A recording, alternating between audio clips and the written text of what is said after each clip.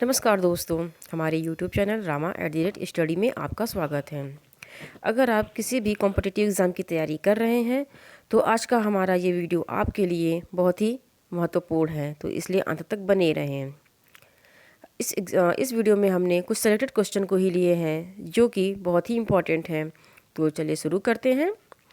आज का हमारा पहला क्वेश्चन है, क्योटो प्रोटोकॉल निम्न में से किससे संबंधित है?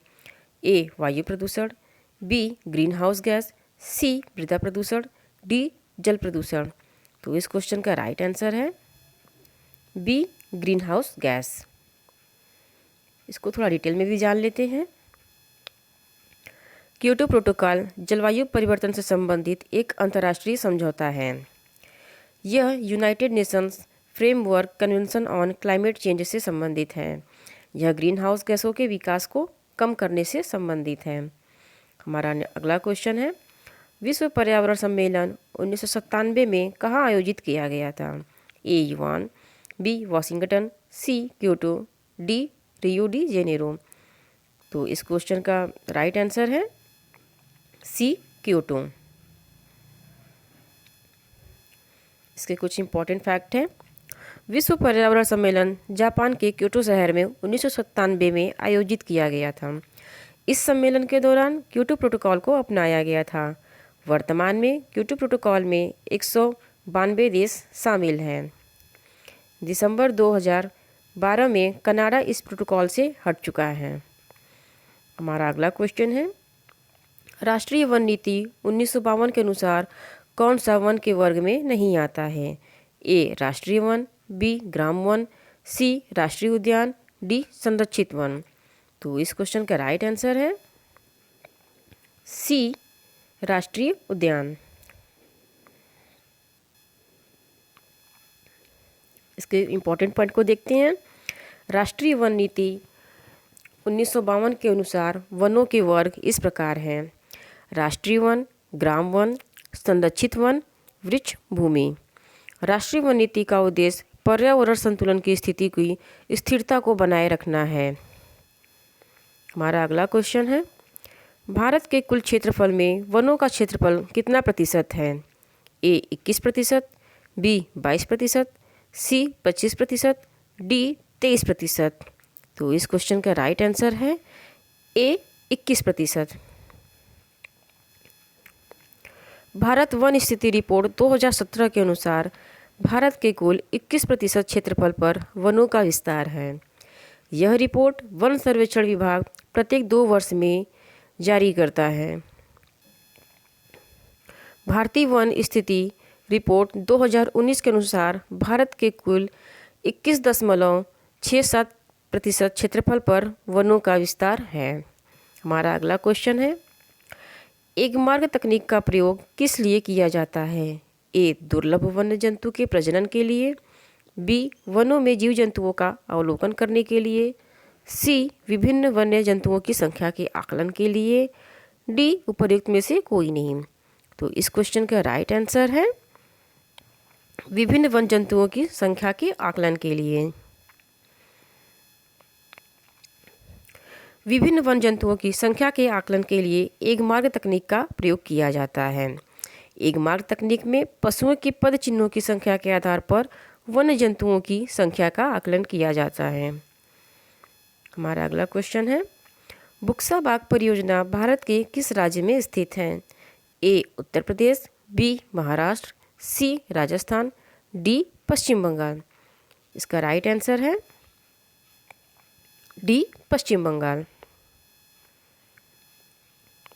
इंपॉर्टेंट पॉइंट, बुक्सा बाग परियोजना पश्चिम बंगाल के जलपाईगुड़ी जिले में है। यह परियोजना 702.44 वर्ग किलोमीटर में फैला है।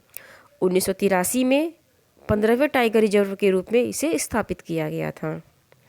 हमारा अगला क्वेश्चन है, भारत का प्रथम तितली उद्यान कहाँ पर स्थित है? ए पक्षी विहार उन्नाव, बी राष्ट्रीय पशु उद्यान कोलकाता, सी बन्नेरघट्टा जैविक उद्यान बेंगलुरु, डी इनमें से कोई नहीं। तो इस क्वेश्चन का राइट आंसर है सी बन्नेरघट्टा जैविक उद्यान बेंगलुरु। भारत का पहला तितली उद्यान बेंगलुरु के बन्नरघट्टा जैविक उद्यान में स्थित है। इस उद्यान में तितलियों के लिए 2006 में जैविक उद्यान बनाया गया। इस उद्यान में तितलियों को आकर्षित करने के लिए आर्द्र जलवायु और कृत्रिम झरनों को बनाया गया है। हमारा अगला क्वेश्चन है, सबके लिए सतत ऊर्जा दशक पहल किस देश द्वारा किया गया? ए संयुक्त राष्ट्र संघ, बी वियतनाम, सी भारत, डी नेपाल। इस क्वेश्चन का राइट आंसर है ए संयुक्त राष्ट्र संघ। इसका इंपॉर्टेंट पॉइंट, इसके अंतर्गत सभी के लिए ऊर्जा की हिस्सेदारी को बढ़ाने और आधुनिक ऊर्जा सेवाओं को सभी तक पहुंचाना सुनिश्चित किया गया है। 2014 से 2024 को संयुक्त राष्ट्र संघ द्वारा सभी के लिए सतत ऊर्जा का दशक घोषित किया गया है। हमारा अगला क्वेश्चन है, पॉलीथीन की थैलियों को नष्ट नहीं किया जा सकता, ये किससे बनी हुई होती हैं? ए अणुओं से, बी पॉलीमर से, सी अकार्बनिक यौगिक से, डी प्रोटीन से। तो इस क्वेश्चन का राइट आंसर है बी पॉलीमर से। पॉलीथीन कार्बन एवं हाइड्रोजन के अणुओं से बनता है। पॉलीथीन में एथिलीन इस प्रकार जुड़े होते हैं कि उनका जैविक रूप से अपक्षय नहीं हो पाता है। इसी वजह से प्लास्टिक की थैलियाँ नष्ट नहीं होती हैं और पर्यावरण को प्रदूषित करती हैं। हमारा अगला क्वेश्चन है, एजेंडा 21 किस क्षेत्र से संबंधित है? ए सतत विकास, बी वनोन्मूलन, सी राष्ट्रीय उद्यान, डी जीव संरक्षण। तो इस क्वेश्चन का राइट आंसर है ए सतत विकास। इसके इंपॉर्टेंट पॉइंट को देखते हैं। एजेंडा 21 संयुक्त राष्ट्र की कार्य योजना है। इसका उद्देश्य 21वीं सदी में विश्व पर्यावरण को संरक्षित करना है। यह एक 300 पेज का दस्तावेज है जिसमें 40 अध्याय एवं 4 वर्गों में बांटा गया है। यह कार्य योजना 1992 में ब्राज़ील के रियो डी जेनेरियो में संपन्न हुई थी। हमारा अगला क्वेश्चन है, प्रसिद्ध टॉयलर पुरस्कार किस क्षेत्र में दिया जाता है? ए अभिनय, बी राष्ट्रीय उद्यान, सी महिलाओं का अधिकार, डी पर्यावरण सुरक्षा। तो इस क्वेश्चन का राइट आंसर है डी पर्यावरण सुरक्षा। इंपॉर्टेंट पॉइंट को देखते हैं। टॉयलर पुरस्कार पर्यावरण सुरक्षा एवं पारिस्थितिक के क्षेत्र में अपने योगदान देने हेतु प्रदान किया जाता है। 2015 में यह पुरस्कार माधव गॉडगिल और जेन लुबचेंको को अमेरिका में दिया गया। 2019 में यह पुरस्कार मिशेल मैन को दिया गया। 2020 में यह पुरस्कार पवन सुखदेव और डॉक्टर ग्रेचेन सी डेली को दिया गया।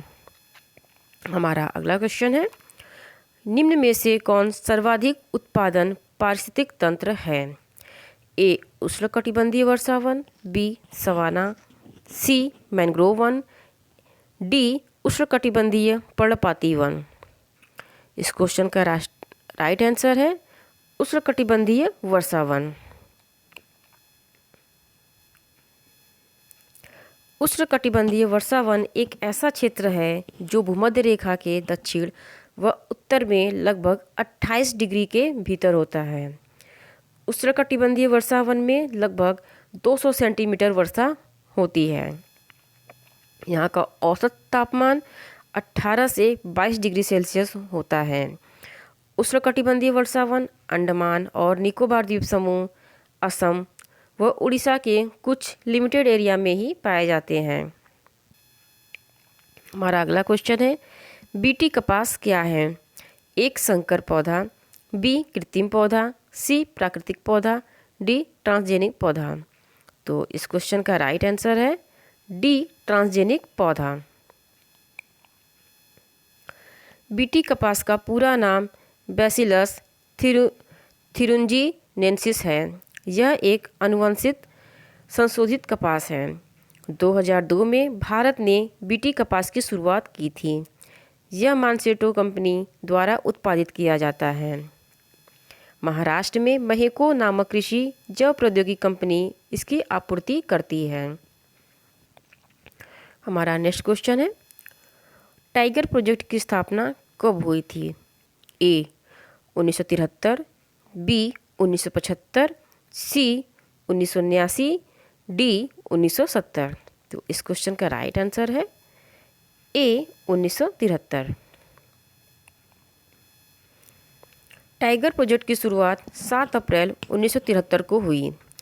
आरंभ में 9 बाघ अभयारण्य बनाए गए। आज इनकी संख्या 52 हो गई है। 2006 के आंकड़ों के अनुसार 1411 बाघ बचे हुए थे।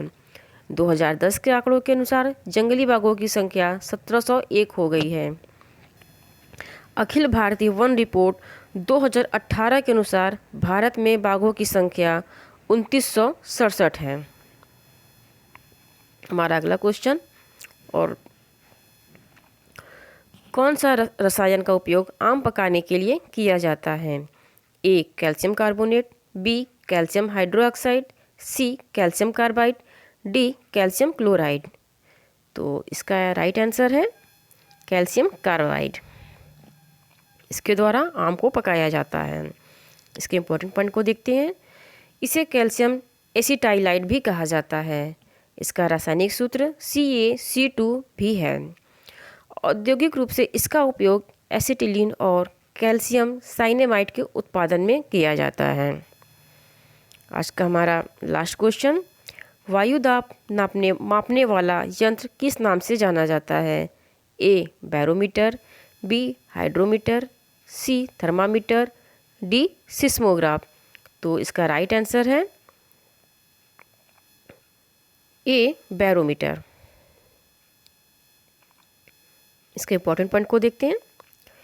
बैरोमीटर एक वायु दाब मापी यंत्र है। इसके द्वारा वायुमंडल के दबाव को मापा जाता है। यदि बैरोमीटर पैमाना अत्यधिक तेजी से कम हो तो ये आंधी तूफान की संभावना को व्यक्त करता है। यदि बैरोमीटर पैमाना धीरे धीरे कम हो तो यह वर्षा की संभावना को व्यक्त करता है। और अगर बैरोमीटर पैमाने में वृद्धि हो तो साफ मौसम की परिस्थितियां रहेंगी। अगर आपको हमारा वीडियो पसंद आया हो तो please like, share and subscribe करना ना भूलें। Thank you.